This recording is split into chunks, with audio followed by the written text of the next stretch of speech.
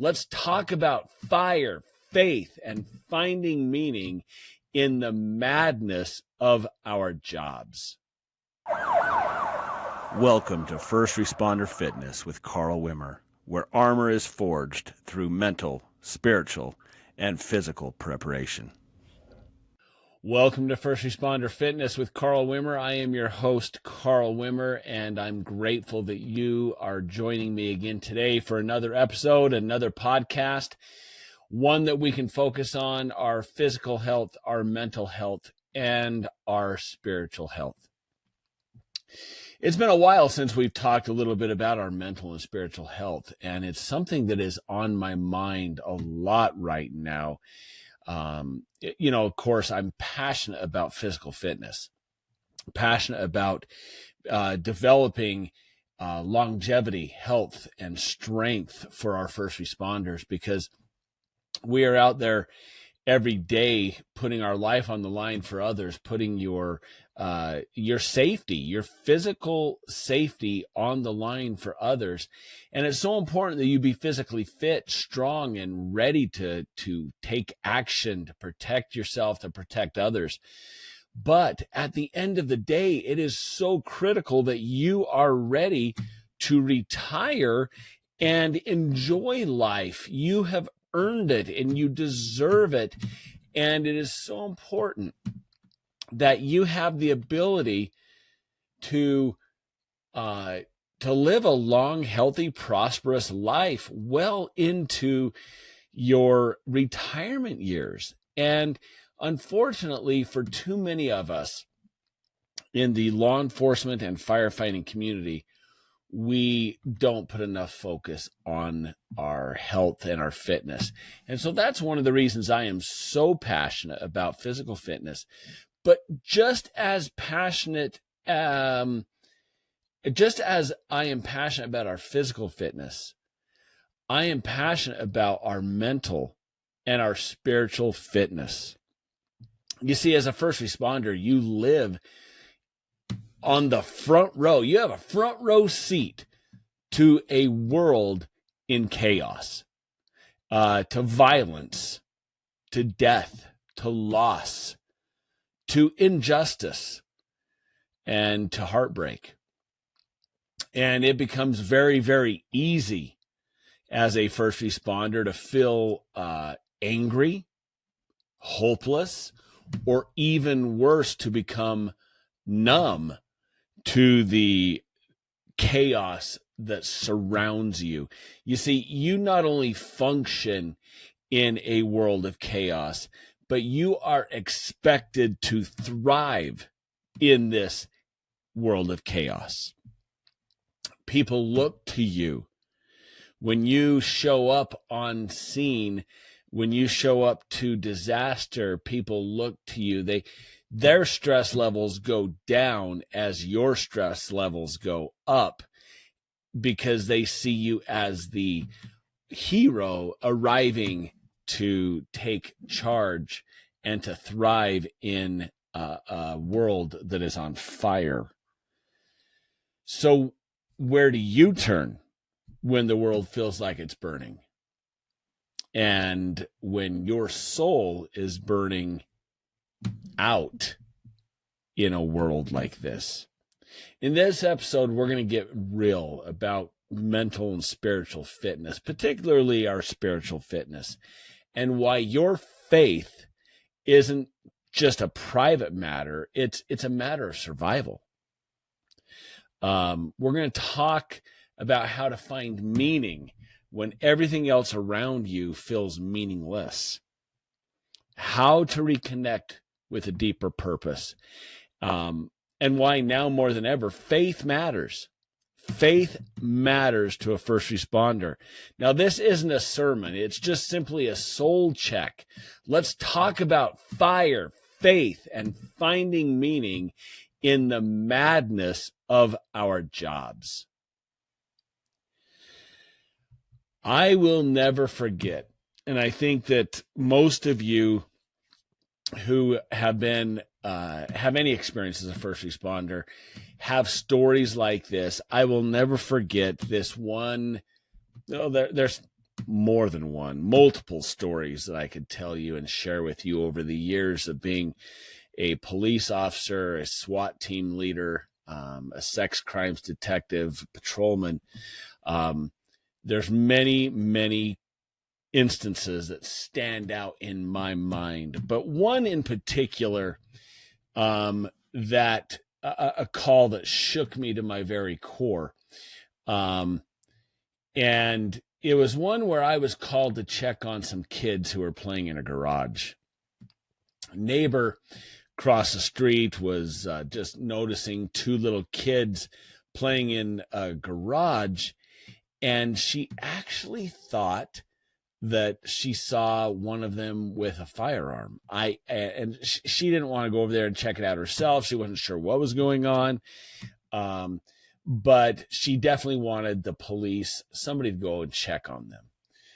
It was in an affluent neighborhood, a nice place, not a big deal. So I pull up to the home, and, as always, I'd never park directly in front of a house. I always park and walk to the house. As I am walking up the driveway, I can see into the garage, which the garage door is open. I can see into the garage, and I see a young child. We're not talking teenager, we're talking young, playing, just kind of standing outside of a car. There's a car in the garage, and there's a child there. And as I'm walking up the driveway, all of a sudden I hear boom, and glass blows out the window of this car, and the kid that was standing there goes down, and you could see the red mist, and I can still see every aspect of this situation in my mind. I see the glass spalling. I see the red mist that I told you about. I see the kid fall, and I immediately draw my gun and take cover behind a big rock that was off to the side of this driveway. And I could see somebody in the car. I couldn't see who it was, but I could see somebody in the car, and by this time, I don't know what the hell's happening. And so I addressed my attention to the vehicle, inside the vehicle, to try to get control of this situation. I have my gun out and I'm ready to take action, and I am screaming, "Let me see your hands, let me see your hands." And these two little hands come out the window, and I could tell immediately that there's another child in the car. I safely and quickly close the distance between me and the car, and there's a horrified, terrified, in shock child inside the vehicle, and I have another child outside the vehicle bleeding to death. Quickly called for ambulance and medical services and called for backup, and we called for helicopter medical evac for the child that had been shot. They were hit in the head, and we're just rallying. I'm just rallying, and we get other officers there, other medical people there, and we get the helicopter landed. About the time the helicopter is landed, the family members of these kids start showing up. And the mother of the child that was shot in the head, she just closes in on me, comes right up to me and is in a panic, wants to know what's going on, wants to know what's happening. And I explained to her as generically as I can the situation. I explained to her that her son was going to be medevaced to a trauma center. And I tried to give her as much hope as I possibly could. I explained that we we don't fly dead people. That if the child was declared or pronounced dead on the scene, we wouldn't be flying him. She had to hang on to that kind of hope. And then she asked me to pray with her. I was, at that particular time, I would not have considered myself a Christian, had not found God in my life, but I did pray with her. And as the helicopter takes off and is flying this young child to the trauma center, the question went through my head: what's the point? What's the point? The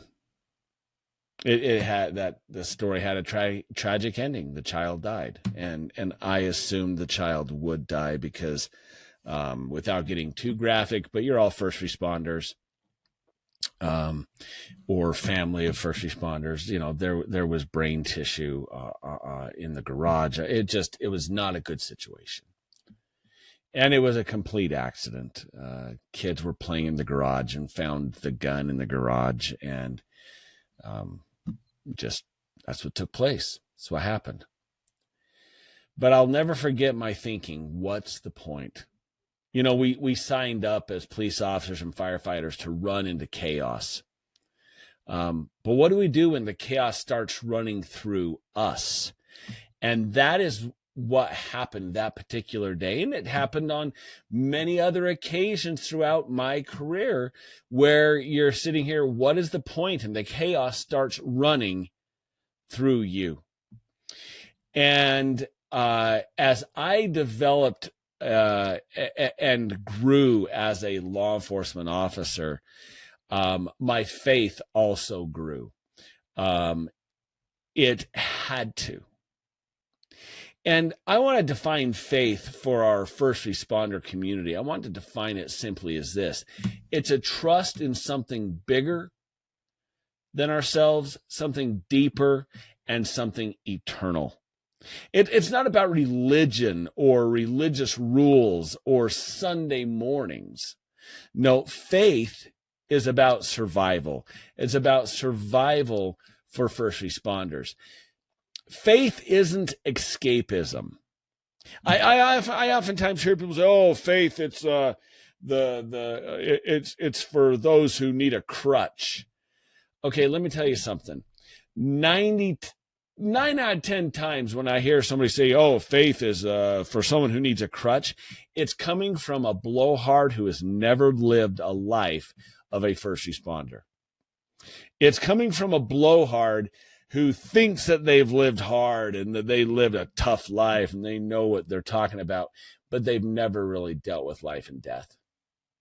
They've never really dealt with a framework of pain and needing to have purpose and to persevere through the flames and the chaos.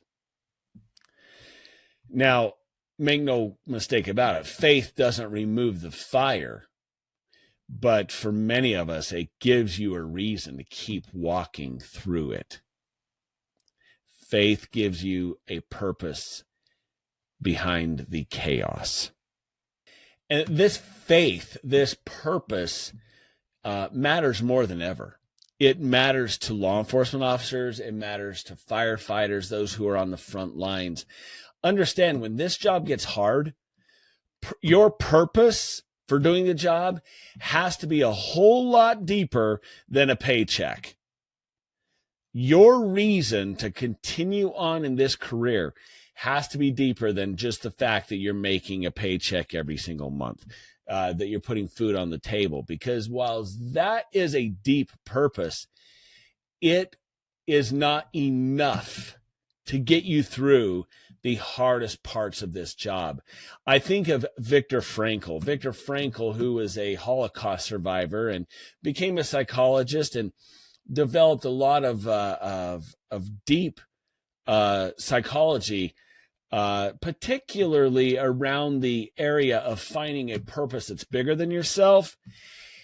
He encouraged his people who listened to him to to ask the question, why did I choose this calling? Why did I choose this path in life? What legacy are you leaving behind? Because eventually we're all going to die. And what is the legacy that you are leaving behind for your family, for your posterity, for future generations? I want to encourage you as a first responder to ask yourself, why? What is your why behind the badge? What is your why behind the fact that you chose to be a firefighter? What is your why behind you being a police officer? Do you believe that you were created for more than just this job? I hope so. Those are the questions you need to ask yourself when we're talking about faith within the first responder community. Romans 8:28 in the New Testament says, we know that all things work for good of those who love God. If you have a strong faith, we know that we can go through good things and bad things, and all things work out for the good of those who love God. We need to be able to cling to that assurance when times get hard, when chaos tests your faith. You see, this life we choose, the life we chose as a first responder, life in general doesn't just test your body. It tests your most deep-seated belief systems. It tests your beliefs. The fire of being a first responder, this fire can either destroy you or it can refine you. And the Bible is full of men and women shaped in the fire of this refining fire, this fire of suffering. Joseph, who early on in the Old Testament was abused by his brothers, was thrown into a pit and then sold into Egypt. He was refined in the fires of suffering. Job, literally sitting in ash as his world was falling apart, as his loved ones were dying, as his property was destroyed. Job refined in the fires of suffering. Jesus himself refined in the fire of suffering. He was always refined. He was perfect, God in the flesh, but gave us an example of how to be shaped through suffering. Understand this very famous saying that God doesn't always calm the storm. Sometimes he just calms you through the storm. And those things are so important for a first responder. So I want to talk to you just a minute about tools that you can use for spiritual grounding. What can you do to stay grounded in this hellacious job at times? First and foremost, I would say that you need to stay grounded in scripture study and prayer. Even 5 minutes in God's word, the Bible, 5 minutes spent with God or reflecting on God can give your soul rest. It can reset your soul. It can refocus you on what is most important. Secondly, is to find your grounding in the brotherhood and sisterhood of this job.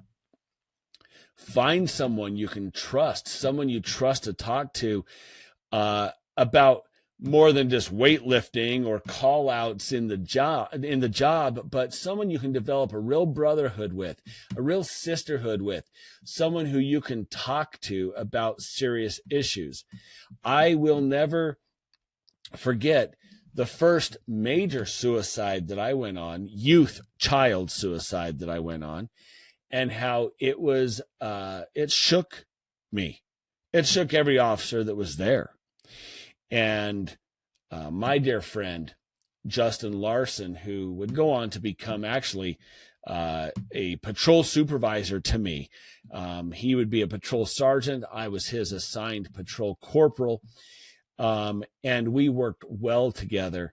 I'm retired now. He is still a first responder, but we still talk about that incident to this day.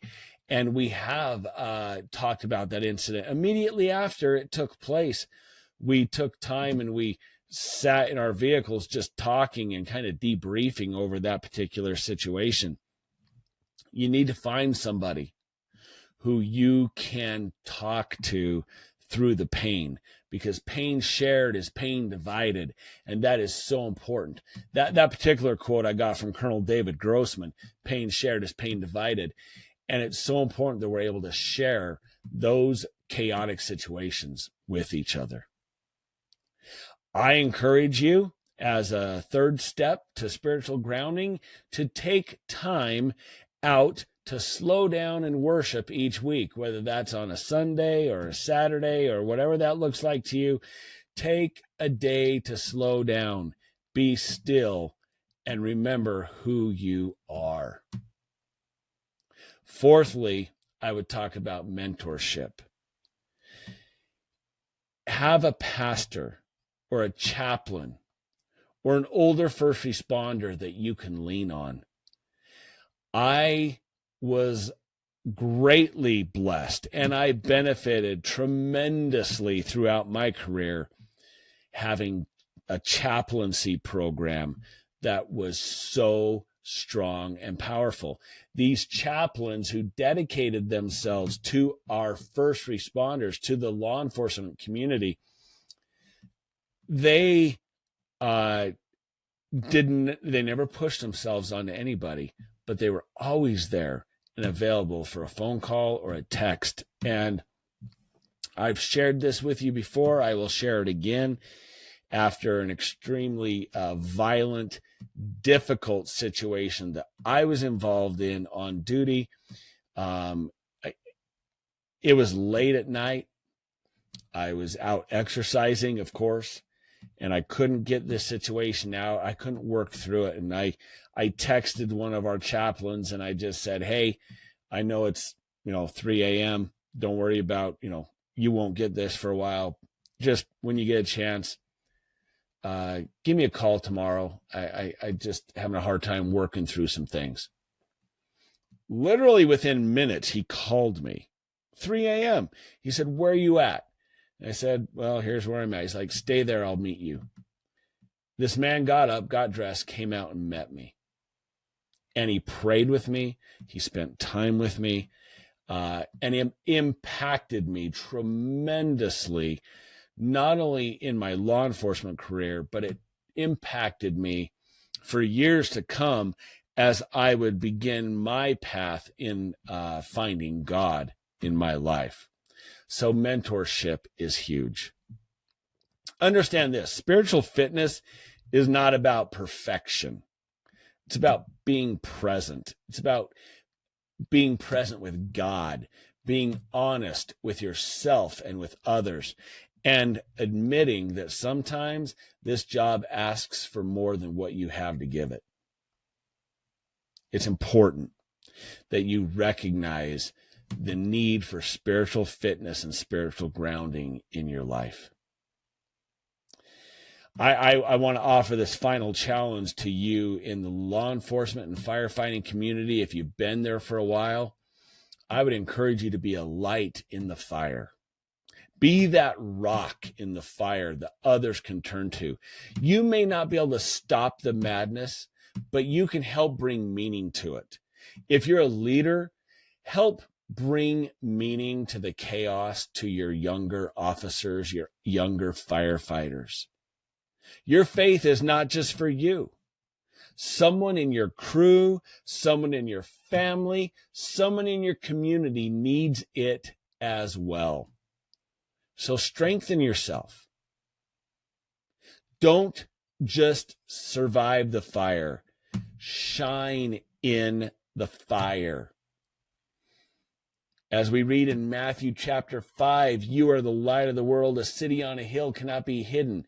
If you are that person who can shine through the fire, who can be a light for someone else, you can change a life for the better. So that's it. That's all I want to discuss with you today. It's been on my heart, it's been on my mind, and it's so important that we have a strong mind, a strong body. Both of those go hand in hand for a strong life. Hope you enjoyed this episode. I would encourage you to share it with somebody who needs it. I encourage you to subscribe, like, and share these videos for the best videos for physical fitness, mental fitness, and spiritual fitness for our first responders. I am Carl Wimmer with First Responder Fitness, reminding you, as always, be good to yourself, be good to others, and as always, stay safe.